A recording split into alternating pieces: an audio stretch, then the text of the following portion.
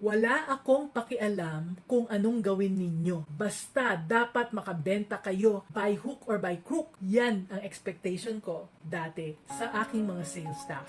But after reading so many books and attending so many seminars tungkol sa selling, alam nyo, ang natutunan ko is that sa sales pala, totoong importante nga ang makabenta. Syempre, sales di ba? Pero mas importante ang repeat sales dahil naging malapit na sa atin ang ating mga customers. Kaya, ang napansin namin is that yung mga sales staff na malaki ang benta ay yung may mga maraming suki dahil hindi lang nagtitiwala sa kanila ang mga binentahan nila noon at walang katapusang pabalik-balik para bumili. Nagdadala pa sila ng mga kaibigan nila at saka kamag-anak para bumili din sa kanya. May kasabihan nga, no? Instead of a one-shot deal, sales is more about playing the long game and focusing on building a loyal customer base. That's how to be business-minded, Pinoy.